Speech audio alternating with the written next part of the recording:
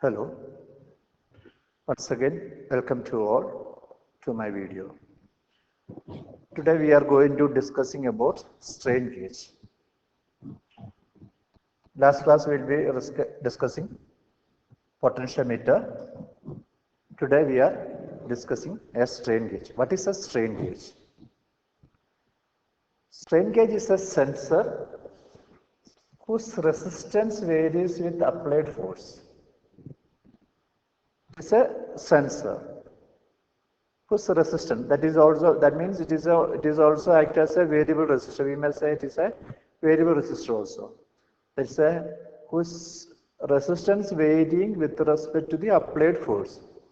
That means it convert force, pressure, tension, weight, etc. into a change in electrical resistance. That is a transducer, which can then measured. And when the external force is applied to this stationary object, stress and strain are result. So we can define the strain gauge like this. It's a sensor whose resistance varying with respect to the applied force. That means it can be used to measure force, pressure, tension, weight, etc. Or strain gauge is a passive resistive transducer which convert mechanical elongation and compression into a resistive change. Mechanical elongation and compression into a resistive change. That type of material is called strain gauge. Okay.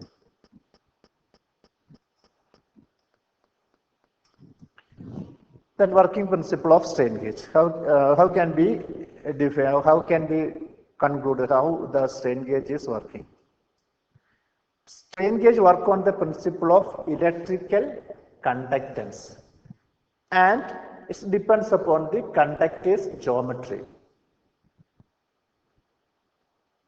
Or whenever a conductor is stretched within the limit of the elasticity, it does not break but get narrower and longer. Similarly, when it is compressed, it is shorter and broader. Ultimately, due to this narrower and longer and shorter and broader characteristics, there is a varying in changing the resistance. And by measuring this resistance change, we can calculate how much stress is applied on that material. We also know that resistance is directly proportional to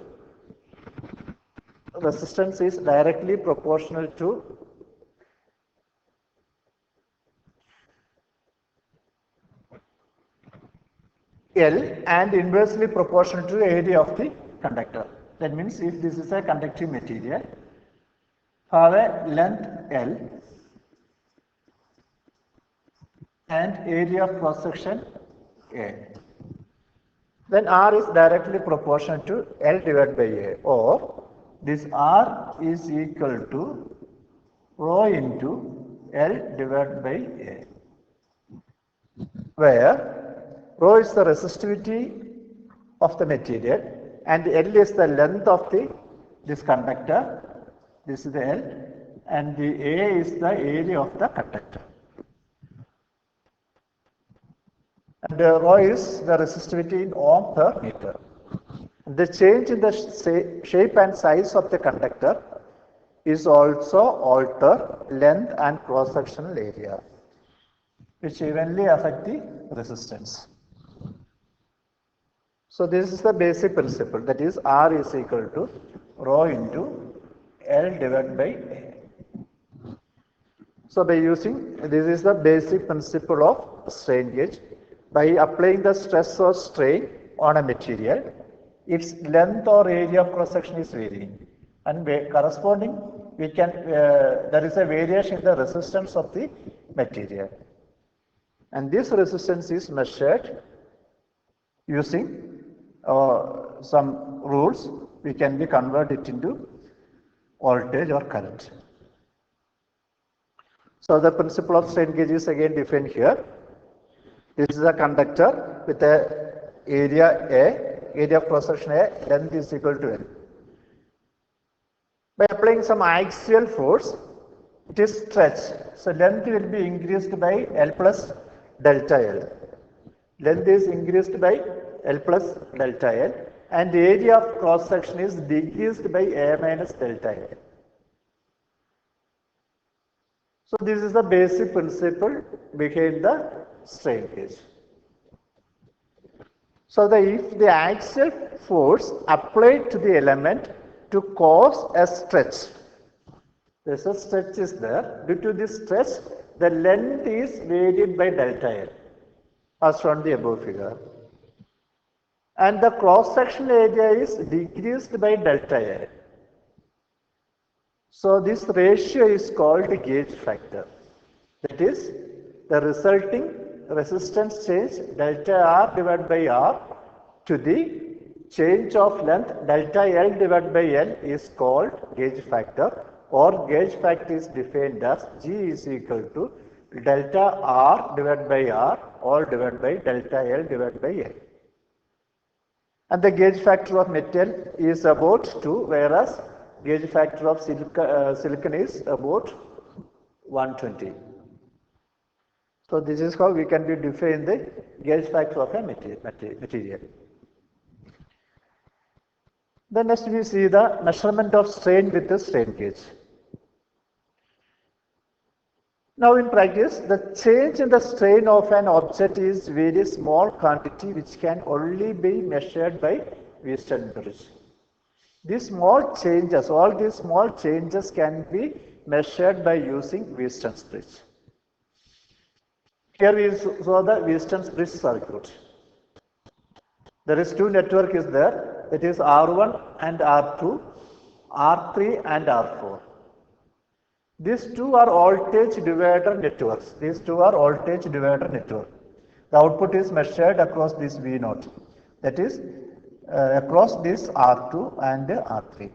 So by using voltage divider rule, the first network, that is here it is R2, that is voltage across R2, VR2 is equal to R2 divided by R1 plus R2, total resistance, R1 plus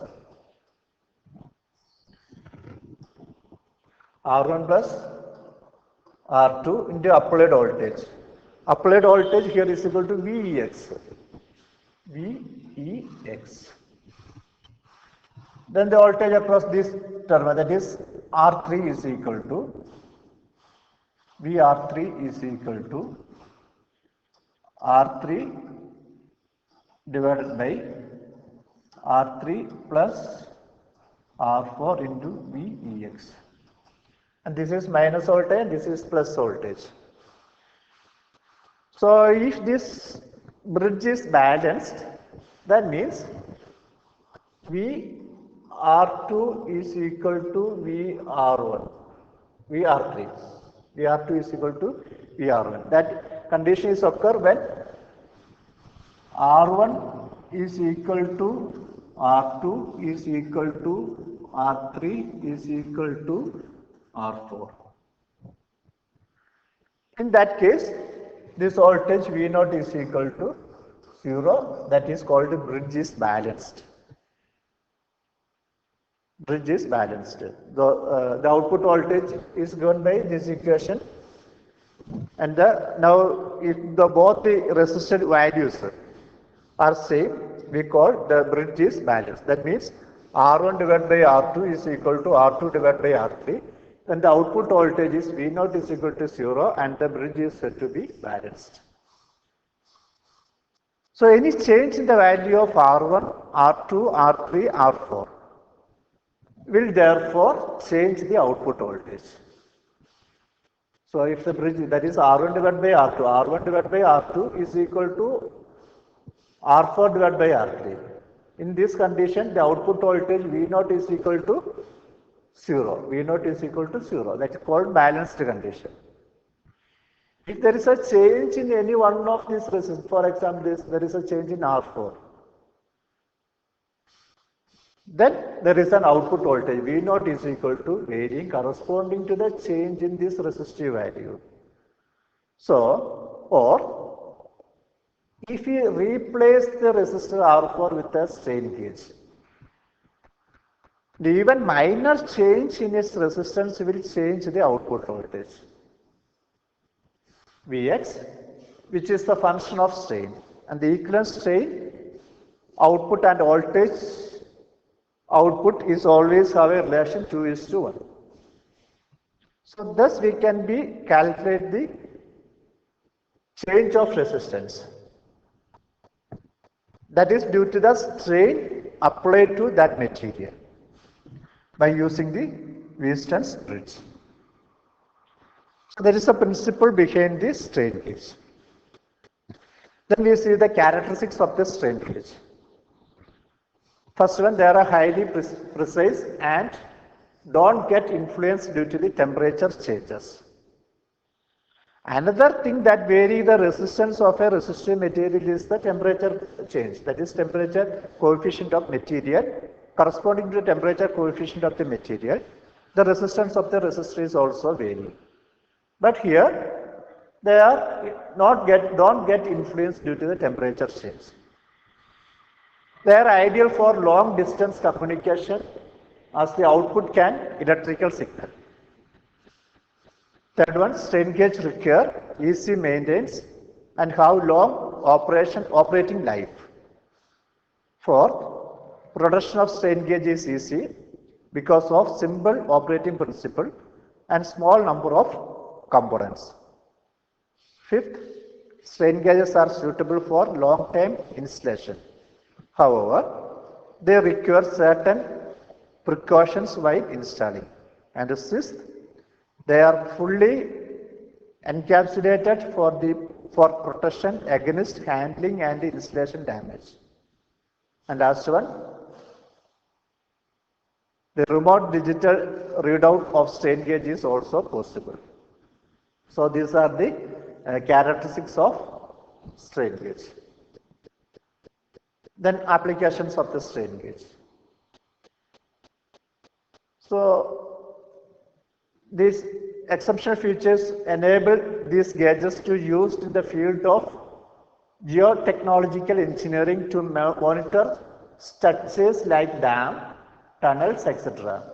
So we can use this strain gauge to study the variations of dam, tunnel, etc. to avoid accident well in advance. So if the dam is weak or tunnel is weak, we can identify by using a strain gauge, identify it, and we can avoid the accident. So some of the applications by rail monitoring, if there is any damage in the rail, we can easily identify cable bridges. We can study the life of the bridges, cables, aerospace, nuclear power plant, etc. So these are some applications. We are also using weighing bridges. Also we can use these strain gauges. So these are some applications of the strain gauge. So by this class, we will be discussing about strain gauge. What is a strain gauge? Principles of strain gauge. Working principle of strain gauge, characteristics of strain gauge, and some applications of the strain gauge. So thank you for listening me, and if you like my video, please like it and subscribe it and comment also.